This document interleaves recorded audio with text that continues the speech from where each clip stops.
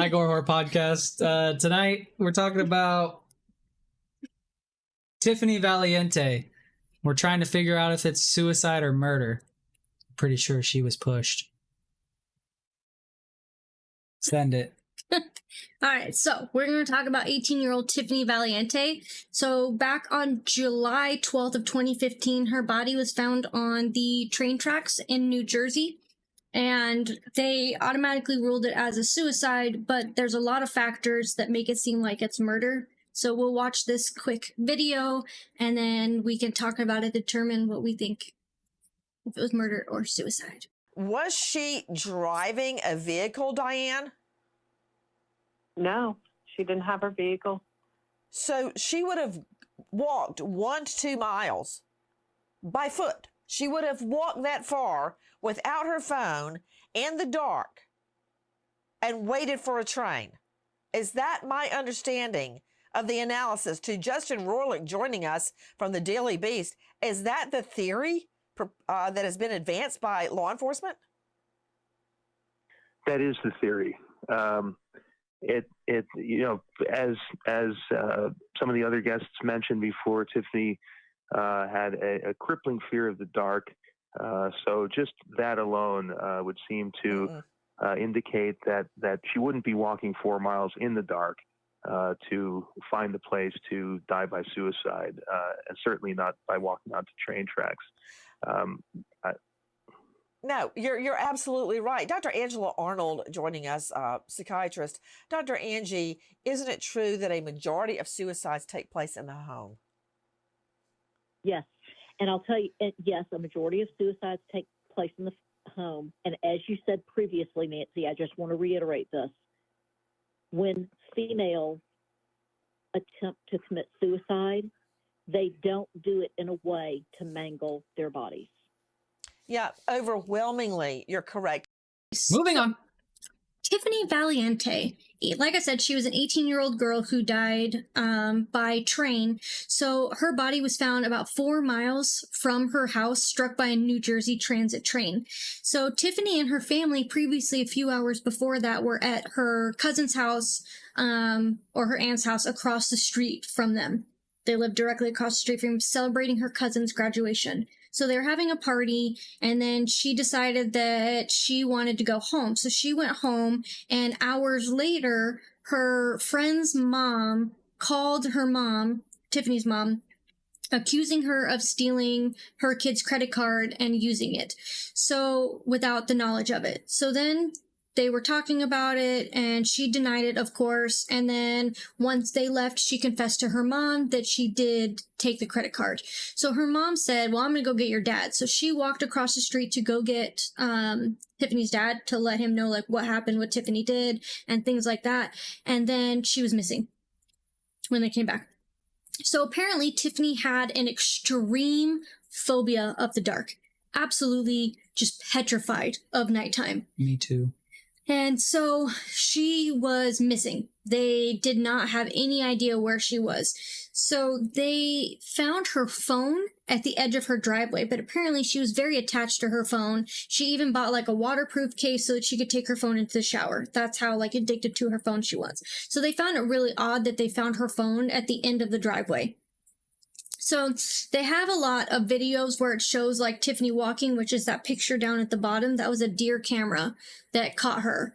And so the deer camera caught her on that video, and they said in that picture that like they can see that there was a car coming towards her. So they think that maybe she got in that car. They don't know if like she was just trying to leave because she was mad or if somebody took her.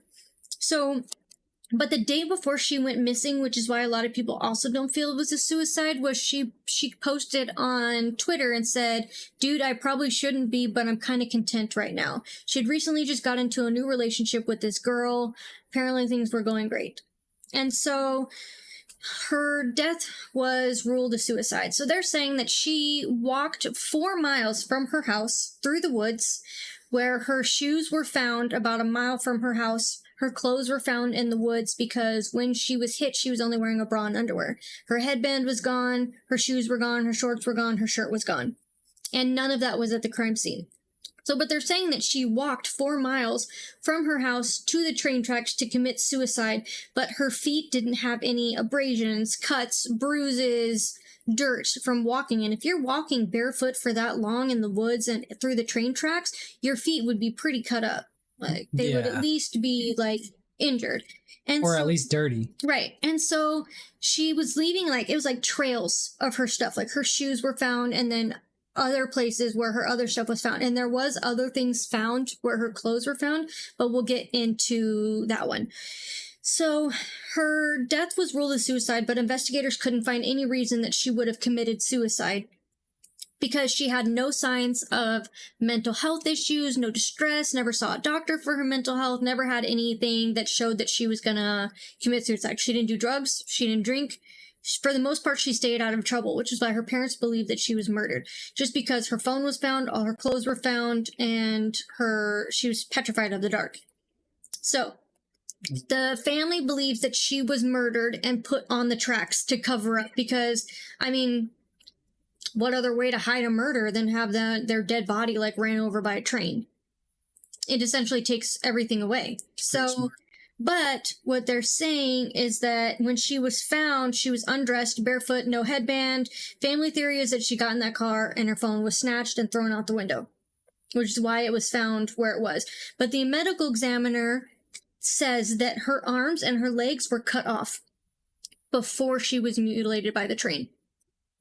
So how was it not a murder if her arms and her legs, you could tell, were cut off before the train? The plot thickens. So, but the New Jersey Transit New Jersey Transit Police said that they don't usually deal with homicides, it's more suicides than anything. So they didn't treat her death and her crime scene as anything but a suicide. They instantly ruled it a suicide. They didn't tape off the crime scene. They didn't pick up crime scene items. Like, they didn't collect any items.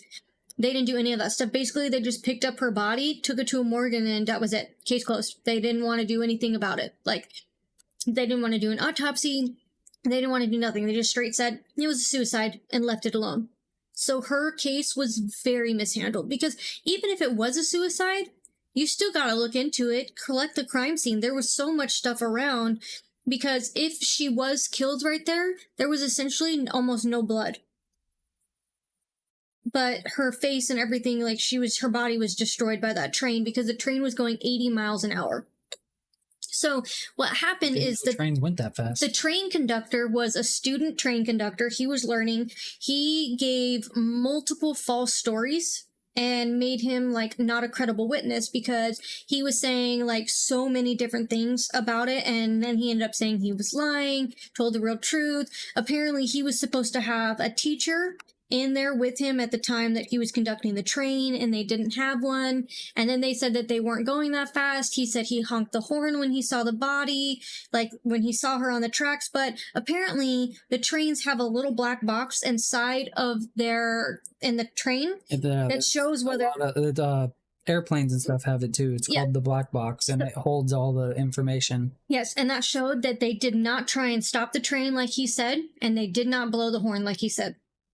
So they don't know what the deal. So why is he lying? They don't really ever say. So, her arms, legs were cut from her torso, not torn apart by the train. So then Wait, arms and legs? Yes, her arms and legs were gone.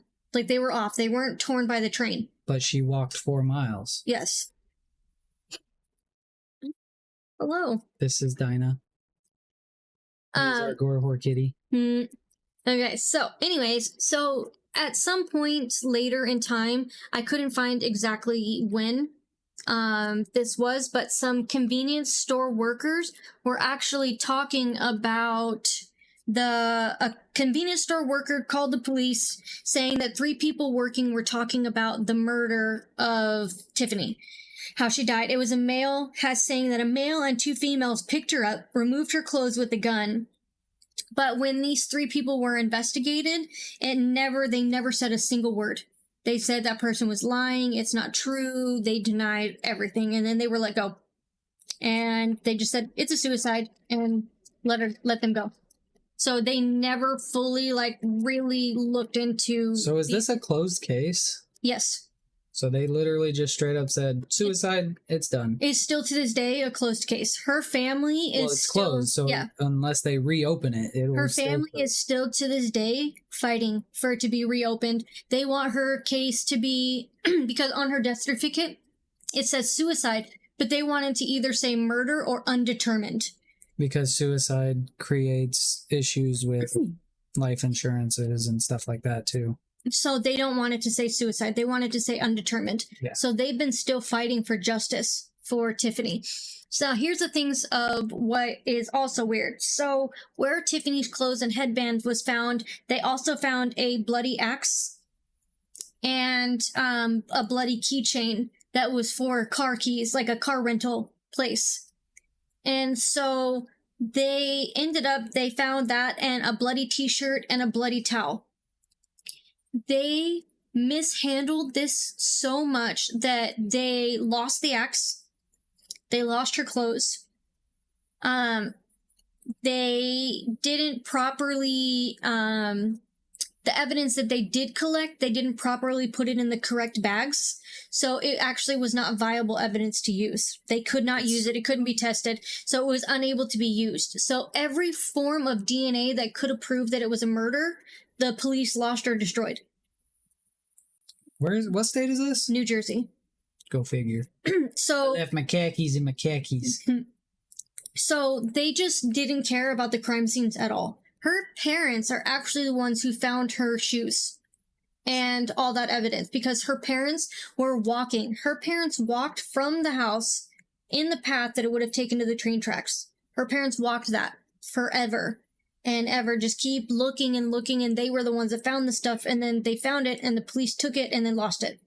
I don't understand how you lose a bloody axe. How you just lose all that evidence. That's why it makes me think that it's 100% a cover-up of some sort. Because they just mishandled so much evidence. So it's either a cover-up or New Jersey State Police or Transit Police fucking suck. Yeah. So, but I just don't understand. And here's another thing. They never checked her to see if she was sexually assaulted. They never ran any assault cases, but Well, it's because they just determined they didn't want to do the work. They just said suicide. Essentially, that's what happened. They didn't run any tests on her body at all. Nothing. And so the autopsy showed what I was saying earlier was 0 damage to her feet.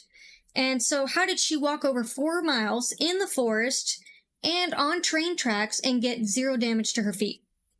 And so I just don't understand, like, there was no DNA collected from her body. So essentially, like you said, the New York Transit Police said they were inexperienced and it was just a gravely mishandled case. And I think it's really sad, but I agree that it wasn't suicide and that her family should continue to fight for justice for her, because after all this time, somebody is out there getting away with murder. Whether it's somebody or it's multiple people, but this happened in, 2015? Like, I mean, it's just wild to me that... Has anybody since then mysteriously jumped in front of a train with their arms missing? No. Not that I know of. I haven't found anything at all, but again, yeah, this happened in 2015. So from 2015 to now, somebody's gotten away with murder. I mean, if that was me that was getting away with it, New Jersey would have a uptick in random armless suicide. So her family is actually suing the New Jersey Transit Police.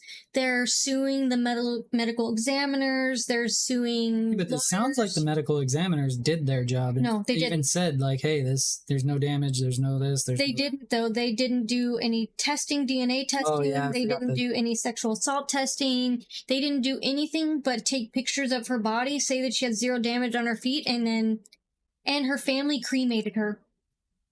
And her mom says that that is the biggest mistake that she ever made, was cremating her. Because now to this day, they could have exonerated her body and done all that testing to see if there was... Is dig up the body, Yes. relook at it. Yes. So her family says that cremating her was the worst mistake that they ever made. Oh yeah, because now they can't do anything. Nope. They can only go off of what they have. And there is zero DNA because they lost everything.